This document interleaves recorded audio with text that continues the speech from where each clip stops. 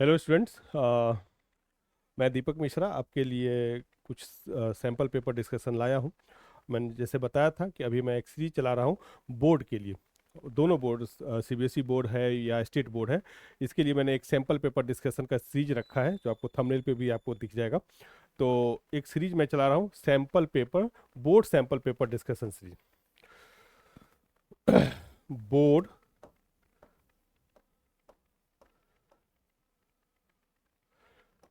Sample paper sample paper discussion discussion series, ये मैं series को कंटिन्यू करूंगा। ठीक है, और बोर्ड की बात करेंगे तो सारे बोर्ड इसमें आपके आ जाएंगे। सारे बोर्ड आ जाएंगे, चाहे आप सीबीएसई बोर्ड की बात करें, सीबीएसई बोर्ड 12th का, या फिर कोई भी स्टेट बोर्ड 12th का। इसका मैं डिस्कशन सीरीज स्टार्ट कर रहा हूँ। सब्जेक्ट इसमें होगा फिजिक्स एंड मैथ। तो आज मैं फिजिक्स का पहला सैंपल पेपर मैं डिस्कस करने जा रहा हूँ। सैंपल पेपर 1, सैंपल पेपर 1 मैं डिस्कशन करने जा रहा हूँ, है ना, फिजिक्स में, जिसका सैंपल पेपर 1।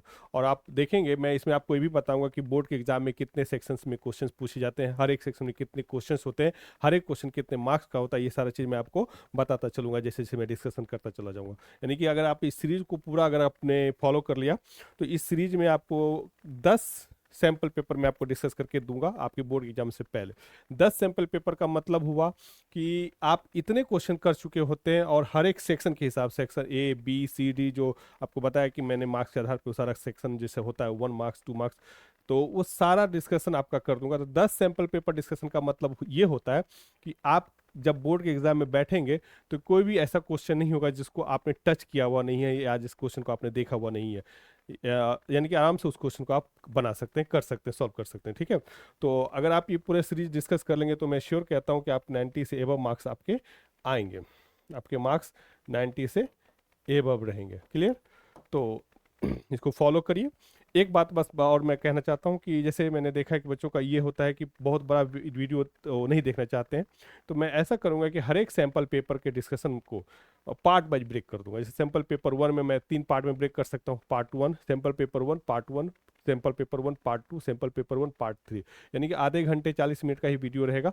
मैं कोशिश करूँगा कि आधे आधे घंटे का ही वीडियो रहे, और 3 बार में वो सैंपल पेपर, अगर 4 में भी जाना पड़े तो 3 से 4 लेक्चर पार्ट में, आधे आधे घंटे का मैं 3 लेक्चर 3 पार्ट में मैं उस सैंपल पेपर को डिस्कस करूंगा। तो आप कभी भी उसको कवर कर सकते हैं। आधे घंटे का एक भी देख लिया, 1-2 घंटे के बाद फिर से आधे घंटे का एक लेक्चर देख लिया, फिर आधे घंटे का एक लेक्चर देख लिया, एक सैंपल पेपर कंप्लीट हो गया। ठीक है, तो स्टार्ट करता हूँ मैं। फ्लो ठीक है बच्चों? कुछ बच्चे बैठे हुए हैं यहाँ पे भी, तो आप लोग बताएं, क्लियर है? चलिए, तो अभी करते हैं क्वेश्चन। था क्वेश्चन का फॉर्मेट इस तरीके से है कि थोड़ा दूसरे फॉर्मेट से बन गया है क्वेश्चन, जो मेरा क्वेश्चन टाइप करने वाला है तो उसने थोड़ा दूसरे सेक्शन तरीके से क्वेश्चन को टाइप कर दिया। तो अभी थोड़ा सा ये है कि आधे सेक्शन में क्वेश्चन रहेगा, आधे सेक्शन में मैं उसका डिस्कशन करूंगा। तो ये थोड़ा सा दिक्कत है। मैं आगे को बोला हूँ उसको कि एक बोर्ड पे एक ही क्वेश्चन है, मैं नीचे डिस्कस करूंगा, तो ये चीज़ें आगे सही हो जाएगा। बस एक पेपर सैंपल पेपर 1 में थोड़ा सा आपको कोऑपरेट करना होगा कि क्वेश्चन आपको यहाँ से पढ़ना है, उसका डिस्कशन मैं यहाँ करने वाला हूँ। ठीक है, तो क्वेश्चन नंबर 1 आप देखेंगे, मैंने यहाँ से पेन ले लिया। क्वेश्चन नंबर 1 देखें। अच्छा हाँ, सही बता दूं पहले एक चीज़ और, कि सेक्शन सैंपल पेपर 1 का मैं सेक्शन ए अभी डिस्कस कर रहा हूँ। तो सेक्शन ए में 18 से 20 क्वेश्चन होगा, मोस्टली 18 क्वेश्चन होगा, 18 क्वेश्चन, जो 1 मार्क्स का एक क्वेश्चन होगा, यानी कि ऑब्जेक्टिव टाइप क्वेश्चन ये होता है। क्लियर हो गया? तो ऑब्जेक्टिव टाइप क्वेश्चन ये रहेगा। सेक्शन ए में 18 क्वेश्चन के आसपास रहेगा, एक आधा क्वेश्चन आगे पीछे 18 हो जाए 20 हो जाए, और ये ऑब्जेक्टिव टाइप क्वेश्चन है, यानी कि हर एक क्वेश्चन 1 मार्क्स का रहेगा। ठीक है, तो देखिए क्वेश्चन क्या है। पहला question, the magnitude of electric field due to a point charge object at a distance of 4 metre is 9 newton per coulomb. From the same charge object, the electric field of magnitude 16 Newton by Newton per coulomb will be at a distance of, ये कहाँ पे होगा। तो question पहले आप एक बार देख लें, मैं चाहूंगा कि आप एक बार क्वेश्चन खुद से भी पढ़ लें और फिर मैं इसको आप डिस्कस करने जा रहा हूँ। तो मैं थोड़ा सा पेज लूंगा। अगर आपने क्वेश्चन देख लिया तो थोड़ा सा क्वेश्चन को मैं साइड कर देता हूँ। उम्मीद करता हूँ कि आपको याद हो गया होगा, तो इसको इरेज करना होगा।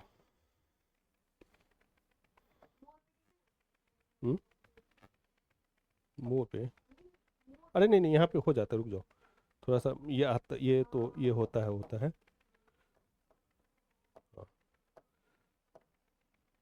चलिए, क्वेश्चन नंबर 1 मैं डिस्कस कर रहा हूँ। क्वेश्चन नंबर 1 क्या कहता है वो देखिए। आपने क्वेश्चन वहाँ पढ़ा होगा, मैंने क्वेश्चन का फोन अभी छोटा कर दिया, साइड कर दिया, थोड़ा छोटा हो गया, अभी शायद आपसे ज़्यादा पढ़ा नहीं जा रहा होगा, लेकिन आप देखेंगे ध्यान से तो पढ़ भी सकते हैं। फिर मैंने बड़ा कर दूंगा तो फिर आप क्वेश्चन पढ़ लेना। क्वेश्चन ये कहता है कि एक पॉइंट चार्ज है, सपोज चार्ज क्यू मान लेते हैं, वहां से 4 मीटर दूर, कितना मीटर दूर, 4 मीटर दूर, r1 = 4 मीटर, यहाँ पे इस पॉइंट पे इलेक्ट्रिक फील्ड जो है वो है कितना, 9 न्यूटन पर कूलम। अच्छा, एक चीज इसमें मैं एक चीज और बता दूं, जो क्वेश्चन मैं डिस्कस करूंगा तो केवल वो क्वेश्चन ही नहीं डिस्कस करूंगा, मैं कोशिश करूंगा कि उस क्वेश्चन से रिलेटेड जो भी कॉन्सेप्ट जहां से वो क्वेश्चन अराइज हुआ, जिस थ्योरी जिस कॉन्सेप्ट से क्वेश्चन बन के आया, वो कॉन्सेप्ट वो थ्योरी भी थोड़ा बहुत डिस्कस कर दूं। पूरा तो अभी डिस्कस नहीं कर सकता, पूरा फिजिक्स चैप्टर ही हो जा करना पड़ेगा, तब उसके लिए उतना टाइम नहीं है, लेकिन उस क्वेश्चन से रिलेटेड जो बेसिक कॉन्सेप्ट है वो मैं चाहूंगा कि आपको मैं बता दूं। तो अभी एक चीज आप यहाँ पे ध्यान दे सकते हैं कि यहाँ से आप एक चीज आप क्या ध्यान दे सकते हैं कि इलेक्ट्रिक फील्ड का यूनिट क्या हो गया, न्यूटन पर कूलम, आपको याद होगा, नहीं भी याद होगा तो थोड़ा सा ध्यान दे दे। इलेक्ट्रिक फील्ड का यूनिट क्या हो गया, न्यूटन पर कूलम, एक चीज आपके दिमाग में रिवाइज हो गया। इलेक्ट्रिक फील्ड का वैल्यू कितना दिया हुआ, 9।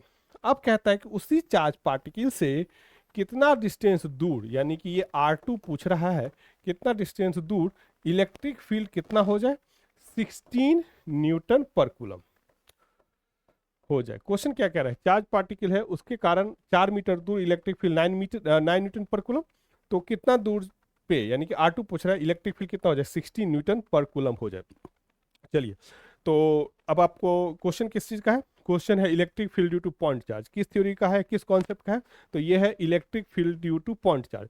Electric field due two point charge का फॉर्मूला आप जानते होंगे, 1/4πε0 Q/r²। अभी देखिए दूसरा पॉइंट इस क्वेश्चन से रिलेटेड आपको याद हो गया, आपने जान लिया। पहला तो आपने ये समझ लिया, याद कर लिया, रिवाइज हो गया, आपका रिवीजन हो गया कि इलेक्ट्रिक फील्ड का यूनिट क्या होता है, न्यूटन पर कूलम, ठीक है। दूसरा ये कि पॉइंट चार्ज के कारण इलेक्ट्रिक फील्ड का फॉर्मूला 1/4πε0 Q/r², ये भी आपने याद कर लिया, तो आपको याद हो गया। चलिए अब क्वेश्चन करते हैं, यही इसी फॉर्मूला में एक बार ये कंडीशन पुट करेंगे, एक बार ये कंडीशन पुट करेंगे, मैं कलर चेंज करके आपको दिखा दूं।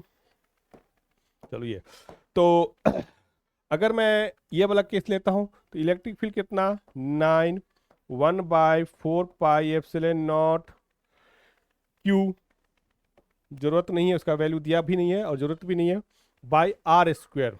R का मतलब 16 का स्क्वायर, 4 का स्क्वायर, 4 का स्क्वायर। ये पहला केस मैंने यहाँ रख दिया, इलेक्ट्रिक फील्ड का वैल्यू 9 और R का वैल्यू 4, 4 का स्क्वायर। सेकेंड केस में E2 का वैल्यू कितना रखूंगा मैं, 16 1/4πε0 Q/r²। आप लोग बात नहीं करिए, ध्यान से इधर देखिए, बोर्ड का एग्जाम है और आप बात कर रहे हैं, पीछे चलिए। अभी मैं क्या करूंगा, इसको कुछ कलर चेंज करके दिखाता हूँ, ये कलर तो मैच हो जाएगा ये। अब मैं इसको डिवाइड कर देता हूँ, ठीक है। तो ये बचेगा क्या, 9/16, ये और ये कैंसिल हो गया, बचा क्या, Q/4 का स्क्वायर 16, ये Q है, और Q अब बाय ये R² ऊपर चला गया, ये 6, ये Q, तो देखिए ये भी Q है। तो अब आप यहाँ से Q से Q कैंसिल हो गया, 16 से 16 कैंसिल हो गया, तो R² कितना हो गया, 9। तो R का वैल्यू कितना हो गया, 3 मीटर, ठीक है। तो आपके इस क्वेश्चन का ऑप्शन कौन सा हो जाएगा, 3 मीटर, यानी कि ऑप्शन नंबर 3, ठीक है, ऑप्शन नंबर 3। तो आप इस क्वेश्चन को एक बार देख लें, फिर मैं नेक्स्ट क्वेश्चन में मूव करूंगा। ठीक है, आगे बढ़े क्या? रुकने की जरूरत तो नहीं है? चलिए, थैंक यू।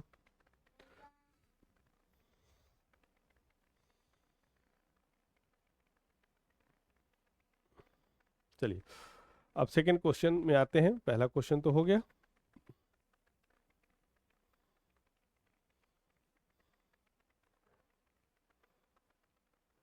ये फर्स्ट क्वेश्चन था। अब सेकंड क्वेश्चन।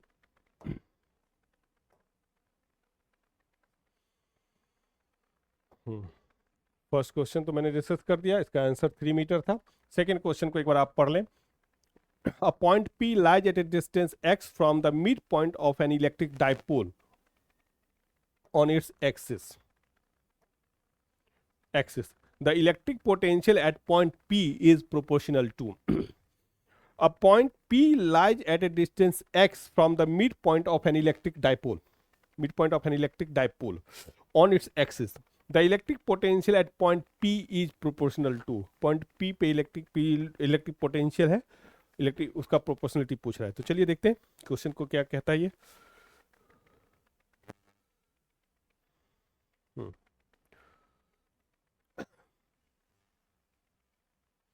क्वेश्चन तो आपने पढ़ लिया होगा। चलिए सेकंड क्वेश्चन में आते हैं।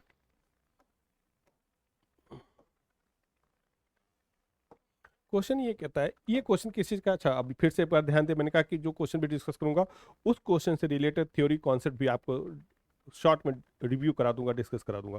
तो ये क्वेश्चन है किसका? इलेक्ट्रिक डायपोल का। किसका है? Electric dipole. आपको पता है इलेक्ट्रिक डायपोल क्या होता है? दो चार्ज पार्टिकल जिसका मैग्नीट्यूड क्या है? सेम, यानी कि ये -q और ये क्या है? +q। दोनों का मैग्नीट्यूड सेम है लेकिन साइन अपोजिट है, तो इस अरेंजमेंट को बोलते हैं इलेक्ट्रिक डायपोल।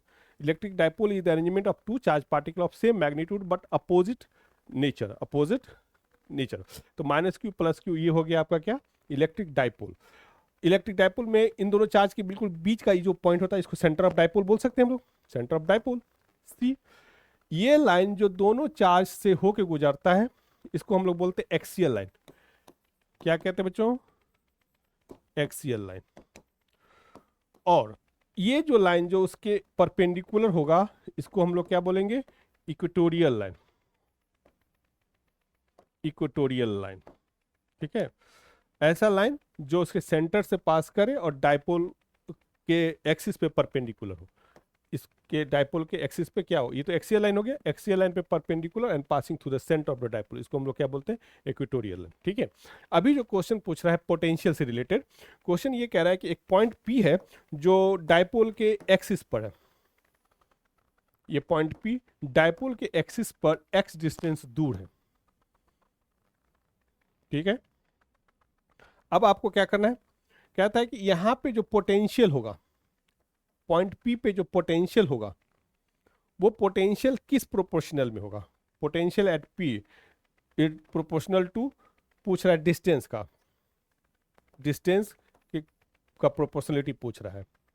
मैं यहाँ डिस्टेंस का वो कर दिया हूँ कि डायरेक्टली मैंने ये मैं नहीं कह रहा हूँ कि पोटेंशियल एक्स के प्रोपोर्शनल है। पोटेंशियल डिस्टेंस पे किस रूप में डिपेंड करता है वो चीज़ अपने को बताना है, ठीक है। चलिए ठीक है, बताते हैं।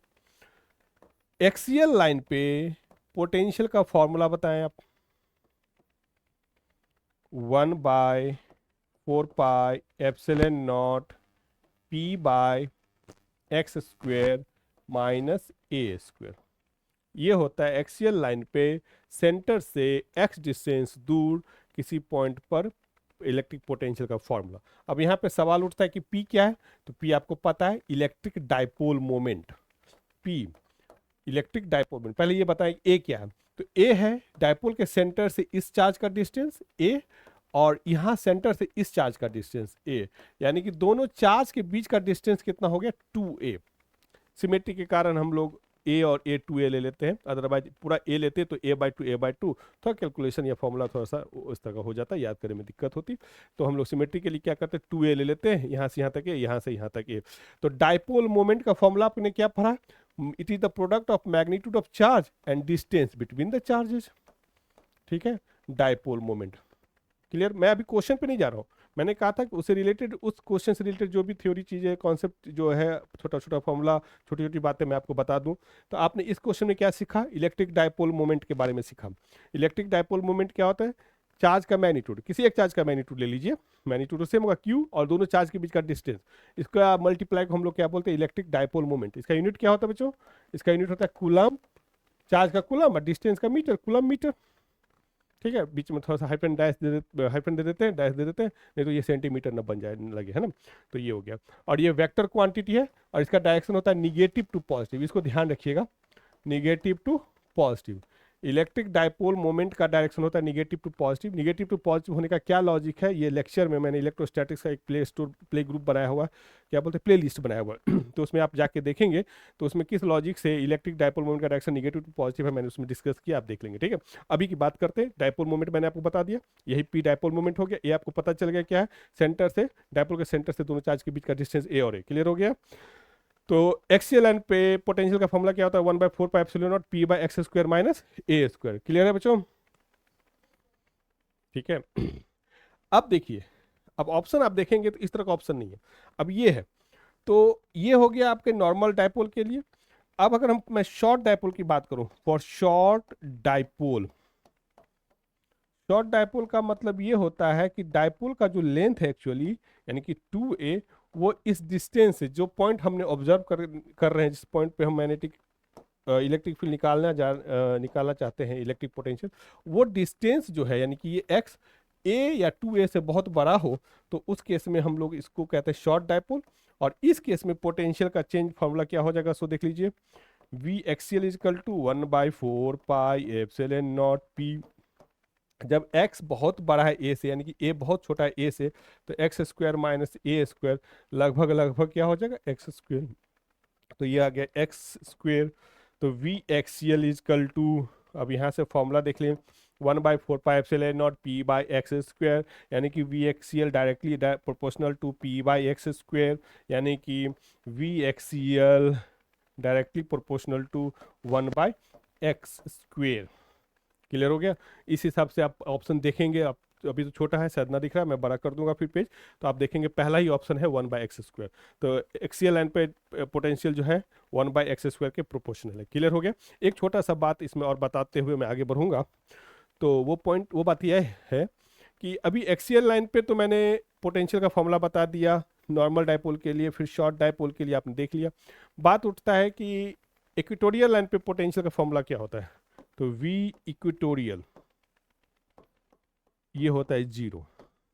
इक्वेटोरियल लाइन एक तरीके से इक्विपोटेंशियल लाइन हो जाता है, यानी कि इक्वेटोरियल प्लेन जो होता है वो इक्विपोटेंशियल प्लेन होता है, उसके हर जगह पे पोटेंशियल का वैल्यू क्या होता है, 0 होता है। तो इस क्वेश्चन का आंसर आपका हो जाएगा ए। ठीक है, अब मैं इसको आपको बड़ा करके दिखाता हूँ, इसका ऑप्शन हो गया आपका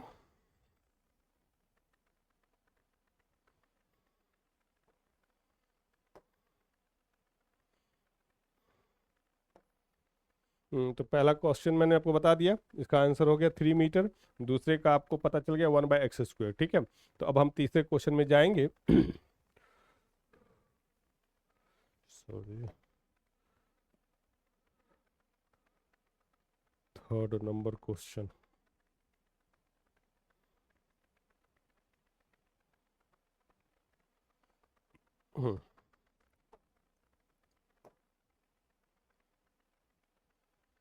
थर्ड नंबर क्वेश्चन देखेंगे, क्वेश्चन कह रहा है a current of 0.8 ampere flows in a conductor of 40 ohm for 1 minute, the heat produced the heat चला जा भैया the heat produce in the conductor will be. ठीक है, यानी कि 0.8 एम्पियर का करंट फ्लो हो रहा है किसी रजिस्टर में जिसका रेजिस्टेंस है 40 ओम, और टाइम कितना है 1 मिनट, यानी कि 60 सेकेंड। तो उस कंडक्टर से कितना हीट, उस कंडक्टर में कितना हीट प्रोड्यूस होगा, ये अपने को दिखना है। चलिए करते हैं आगे, पेज छोटा इधर से कर दिया, लिखने वाला पार्ट ज़्यादा कर दिया, और यहाँ पे नए पेज पे जाते हैं। क्वेश्चन नंबर 3, टाइम देख लें कितने देर का वीडियो बना है।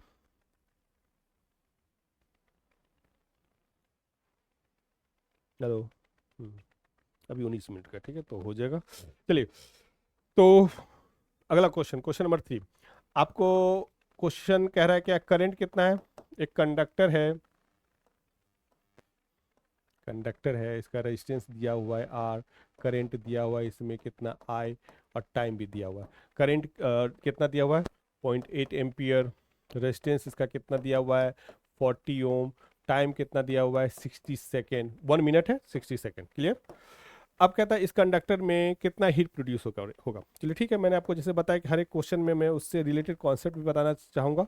तो हीट का फॉर्मूला क्या होता है, अगर करंट कांस्टेंट है, यानी कि कंडक्टर में करंट दिया हुआ, करंट कांस्टेंट है, तो हीट का फॉर्मूला हो जाएगा I² RT।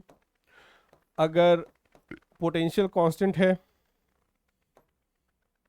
तो उस केस में हीट का फॉर्मूला हो जाएगा V²/R×T। ये हीट का फॉर्मूला हो गया। ऐसे भी देख सकते हैं, अगर जब कभी कंडक्टर सीरीज में होगा तो हम ये वाला फॉर्मूला लगाएंगे कि सीरीज में करंट का सेम रहता है। अगर कंडक्टर पैरेलल में रहे तो उस केस में ये वाला फॉर्मूला लगाएंगे। ठीक है। और अभी जो है कंडक्टर सिंगल है तो सीरीज पैरेलल की तो बात नहीं है, लेकिन उसमें करंट का वैल्यू दिया हुआ है। ठीक है। और रेजिस्टेंस दिया हुआ, तो ये वाला फॉर्मूला लगाना पड़ेगा। अगर पोटेंशियल देता कि इस कंडक्टर के क्रॉस इतना पोटेंशियल है और रेजिस्टेंस अपने को दिया रहता तो हम लोग ये वाला फॉर्मूला लगाते V²/R×T। क्लियर हो गया। चलिए, तो हीट का फॉर्मूला आपको बता दिया, heat is equal to I²RT V²×T/R। अच्छा, अगर पावर की बात होती, पावर पूछा जाता तो पावर का फॉर्मूला क्या हो जाता, I²R या फिर V²/R। ठीक है, ये पावर का फॉर्मूला हो गया। चलिए, तो अभी तो इसमें ये वाला फॉर्मूला हम लोग लगाएंगे। हीट का फॉर्मूला बताइए, I²RT, आई की जगह पे 0.8 × 0.8, R कितना 40 × T कितना 60। इस जीरो से इस डेसिमल को हटा देंगे, इस जीरो से इस डेसिमल को हटा देंगे। 8 × 8 64 × 20 × 24, 6 × 4 24। अरे बच्चों जल्दी बताओ, मतलब अप्लाई करके लो कितना आएगा, 64 × 24 कितना होगा, जल्दी जल्दी बताओ। मेरे ख्याल से ये 1536 आएगा। ठीक है, 1536 जूल हीट प्रोड्यूस होगा। क्लियर हो गया। तो ये आपका क्वेश्चन था और ये इसका सॉल्यूशन था। ऑप्शन नंबर इसका कौन सा हो जाएगा, इसका ऑप्शन सही हो जाएगा बी नंबर। क्लियर है।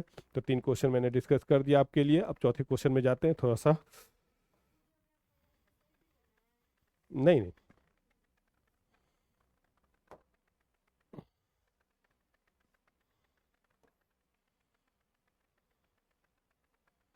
हम्म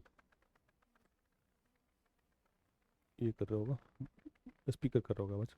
चलिए बच्चों, 4 नंबर क्वेश्चन है, a cell of EMF is connected across an external resistance, okay, when current T, actually I होगा, is drawn from the cell, the potential difference, थोड़ा सा इधर से page,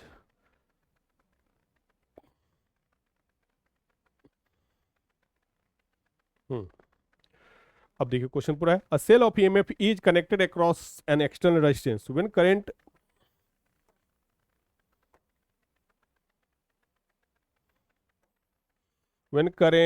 I is drawn from the cell, the potential difference across the electrodes of the cell drop to V. The internal resistance of the cell is, देखिएगा क्या कहता है, A cell of EMF is connected across an external resistance R, यहाँ पे एक R छूट गया है, उसको आप देख लेंगे। A cell of EMF is connected across an external resistance R. When current I is drawn from the cell, cell से सेल से जैसे कहता है कि कोई एमएफ, कोई सेल है जिसका एमएफ ई है, जिसको एक्सटर्नल रेजिस्टेंस आर में हमने जोड़ दिया, तो बैटरी से यानी कि उस सेल से कितना करंट निकला, I is drawn from the cell.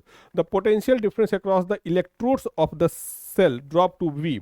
Potential difference जो है इलेक्ट्रोड के अक्रॉस कितना आ गया, ड्रॉप होकर वी आ गया। तो internal resistance of the cell is, चलिए अभी इस क्वेश्चन को मैं डिस्कस करता हूं आपके लिए।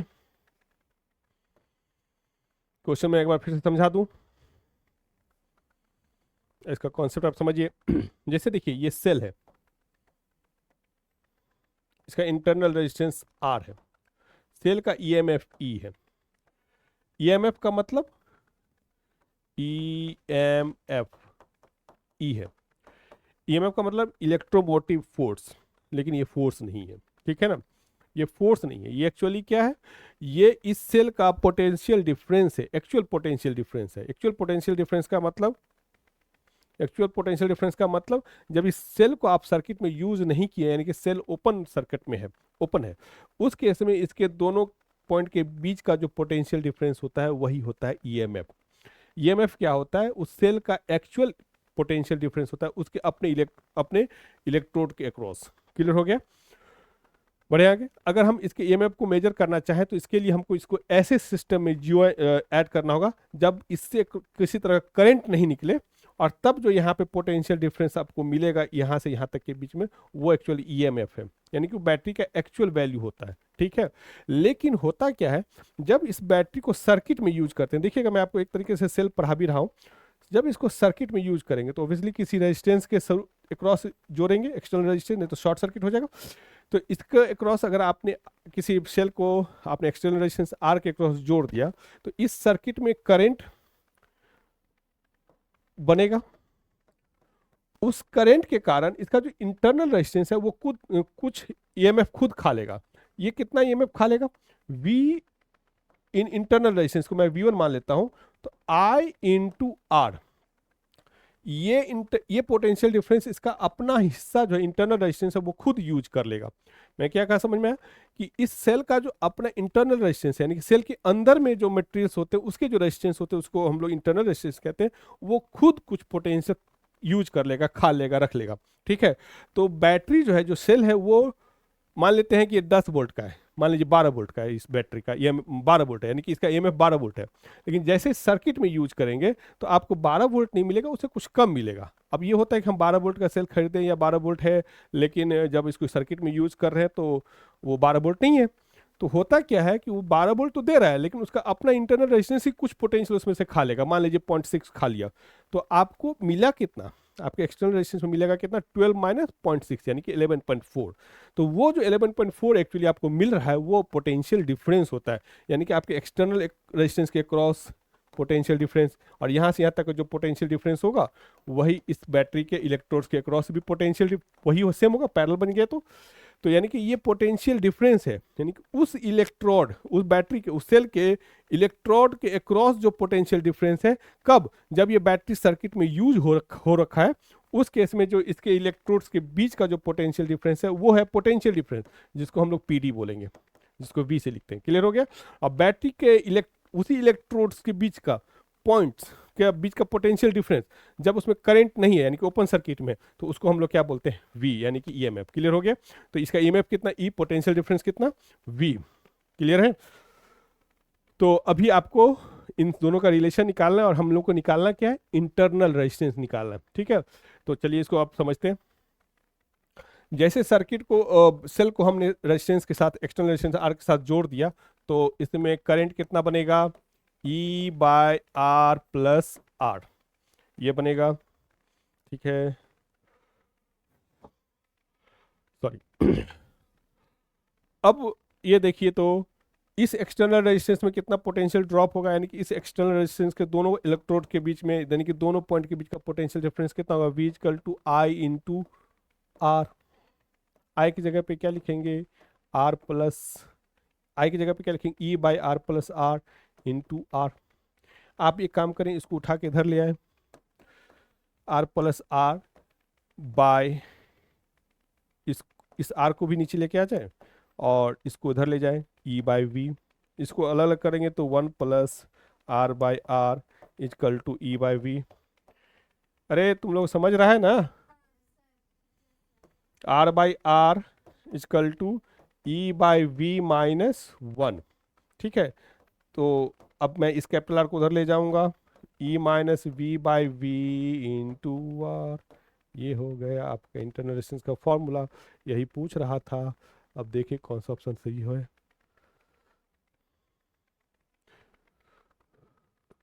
ये डी नंबर आंसर आपका हो गया सही।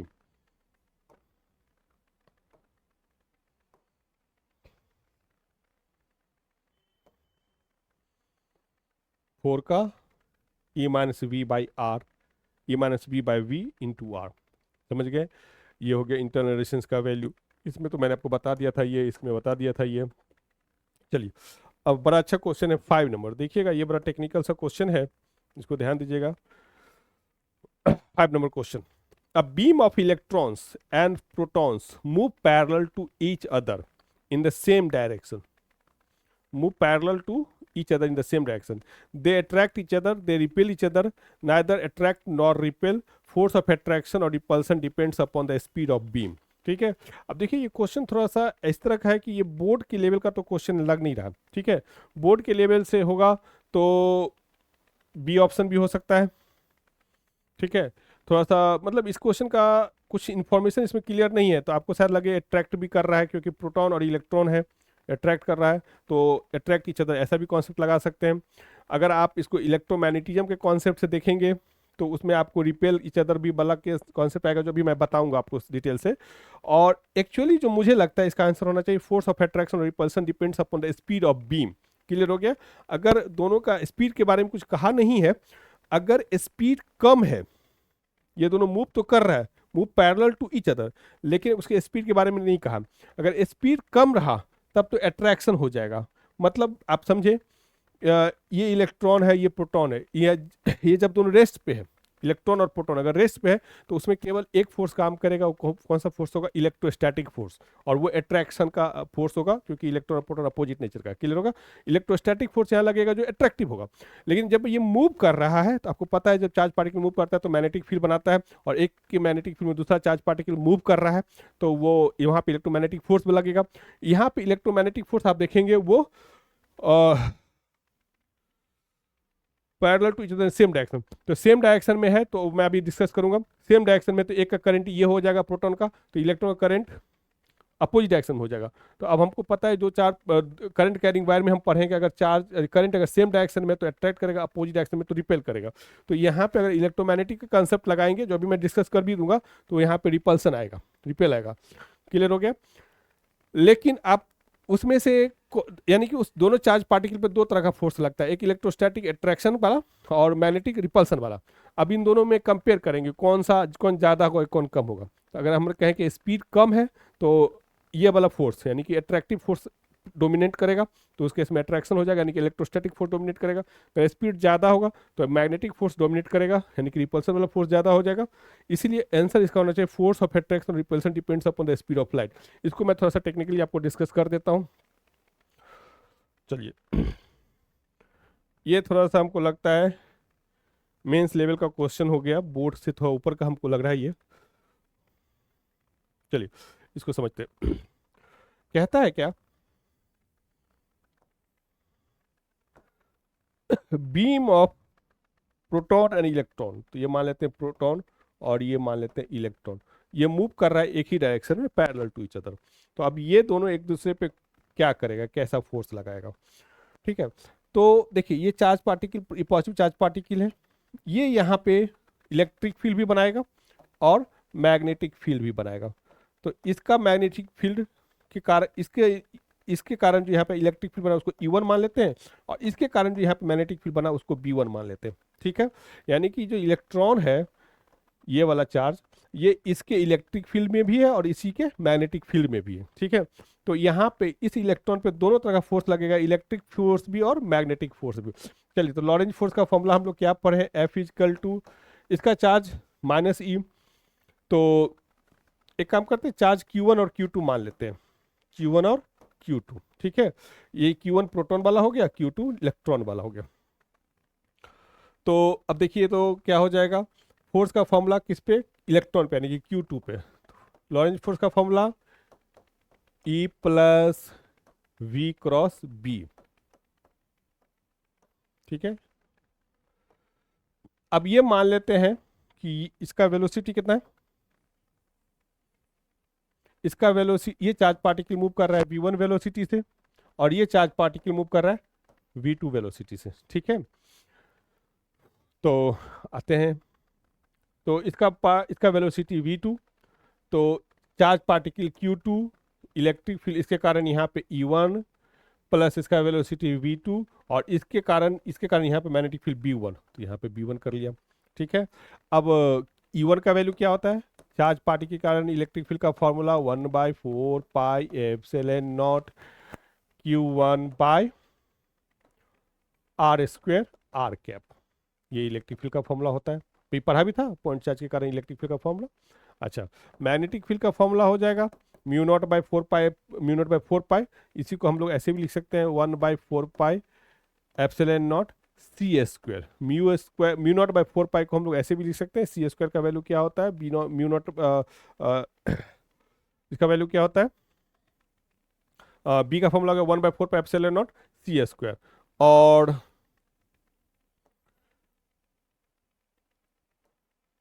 V1 cross R Q1 by R square, ये मैग्नेटिक फील्ड हो गया किसके कारण, Q1 के कारण वहां पे, ठीक है।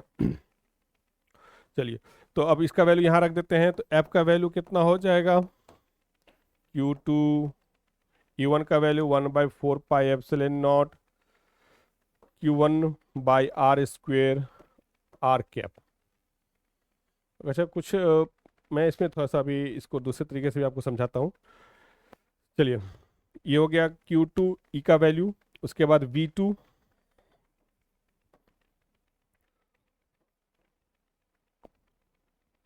Cross V2 cross B1, B1 का value 1/4 pi epsilon naught C square Q1 V1 cross R by R square.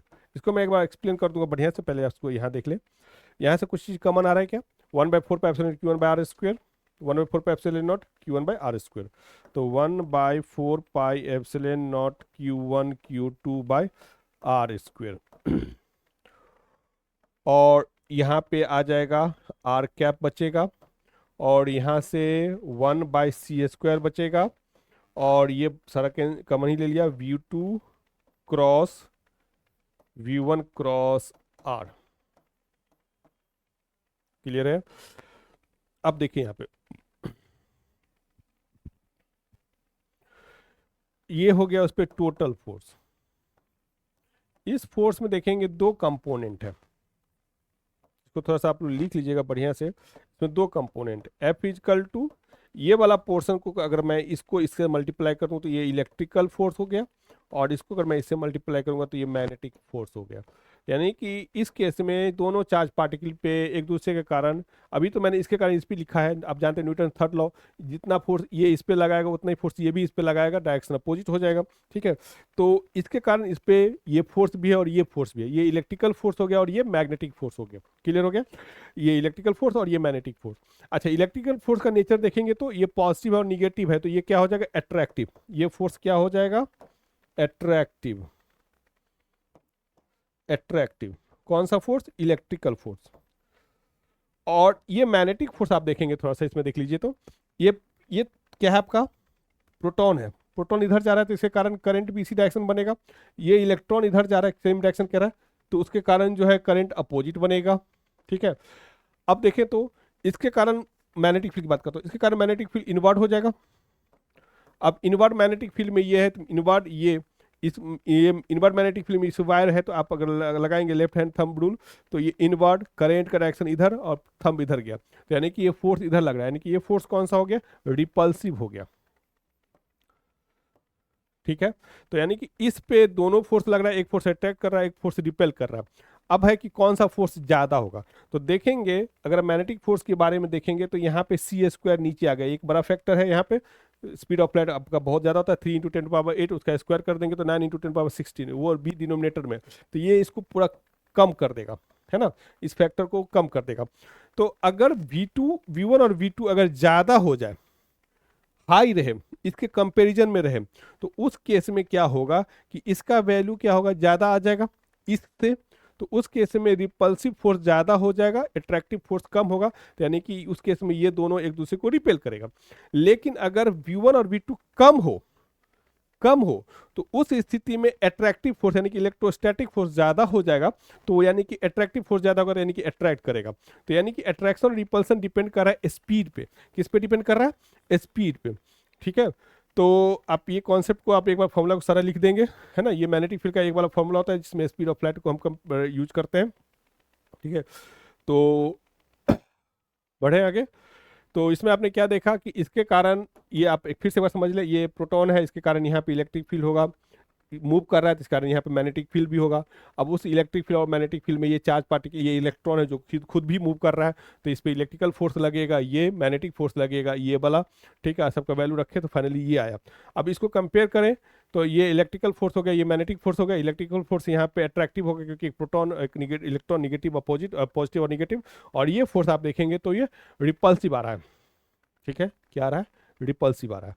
अब उसका मैग्नीट्यूड कंपेयर करना है, तो वही कम स्पीड पे v1 और v2 कम होगा तो उस केस में अट्रैक्टिव फोर्स ज़्यादा हो जाएगा, रिपल्सिव फोर्स कम होगा, यानी कि नेट फोर्स क्या हो जाएगा, अट्रैक्टिव। अगर स्पीड v1 और v2 अच्छा खासा हो जाए, स्पीड ऑफ लाइट के आसपास पहुंच जाए,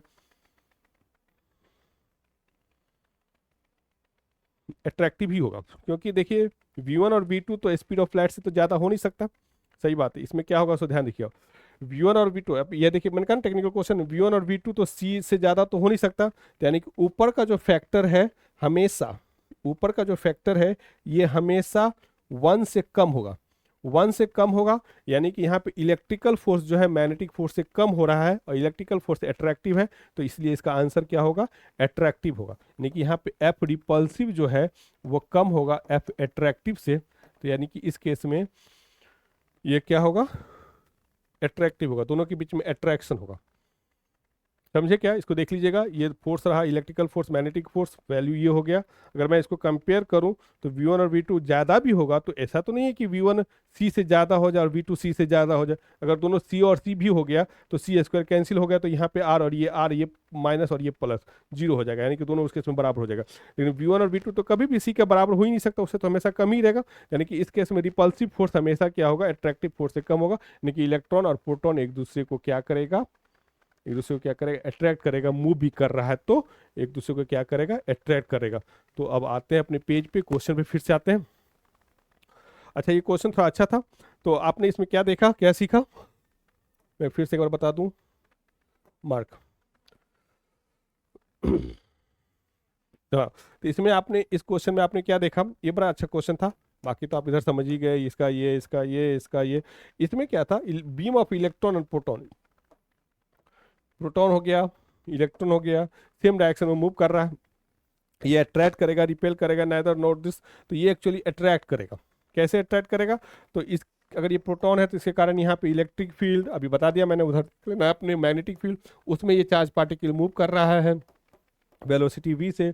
इसके कारण यहाँ पे पूरा फोर्स का वैल्यू क्या आया था, आपको बताया था, फोर्स का वैल्यू F इक्वल टू, इधर मैंने बता चुका हूँ तो इसीलिए मैं दोबारा से यहाँ पे नहीं लिख रहा हूँ, 1/4 पाई एप्सिलॉन नॉट, मैंने इधर बता चुका हूँ तो इधर रफली ही मैं लिख रहा हूँ 1/4 4 पाई 1 Q1 Q2 by R square, यहाँ पे r यूनिट वेक्टर, प्लस क्या था बताइए, 1/c square v2 cross v1 cross r unit vector, ठीक है। और आप इसको चेक करेंगे ना तो ये वैल्यू हमेशा 1 से कम होगा, यानी कि ये वैल्यू जो है r कैप से कम होगा, और कम होगा तो यानी कि ये जो पार्ट है, ये वाला पार्ट इस पार्ट से हमेशा कम होगा, यानी कि इलेक्ट्रिकल फोर्स हमेशा मैग्नेटिक फोर्स से क्या हो जाएगा, कम होगा। तो इसीलिए इलेक्ट्रिकल फोर्स यहाँ अट्रैक्टिव है और ये क्या है, रिपल्सिव। तो इसलिए इस केस में दोनों एक दूसरे को क्या करेगा, अट्रैक्ट ही करेगा। क्लियर हो गया, ठीक है बच्चों, तो ये था। तो मेरे ख्याल से इस क्वेश्चन में थोड़ा टाइम भी ज़्यादा लग गया, और वीडियो कितनी देर का हो चुका है भैया, 43 मिनट का। तो मैं क्वेश्चन को अभी ड्रॉप करता हूँ, 5 क्वेश्चन हुए, 43 मिनट लगे, 8 मिनट में एक क्वेश्चन। चलिए ठीक है, फिर भी क्वेश्चन कुछ अच्छे थे, तो अगले पार्ट में अगले क्वेश्चंस को मैं डिस्कस करूंगा। अभी मैं इसको ड्रॉप करता हूँ, थैंक यू। हाँ, बस लास्ट में है कि अगर आपको ये सब कॉन्सेप्ट समझ में आ रहा है, अच्छा लगा, तो वीडियो को आप शेयर करें, है ना, लोगों को बताएं, अपने फ्रेंड्स सबको बताएं, और सब्सक्राइब तो कर ही लेंगे, और अपने फ्रेंड्स में बताएं। और मैं आपको विश्वास दिलाता हूं कि मैं बोर्ड के एग्जाम तक आप काफ़ी क्वेश्चंस करा दूंगा बोर्ड से रिलेटेड, आपको कोई टेंशन नहीं करना। बस जितना मैं बता रहा हूँ उसका नोट्स भी आप उसी तरीके से बनाते जाएं, और एग्जाम के टाइम में, एग्जाम से 1-2 दिन पहले तक उसी को रिवीजन करें, मैं इतना क्वेश्चन आपको डिस्कस करा दूंगा, ठीक है। Thank you.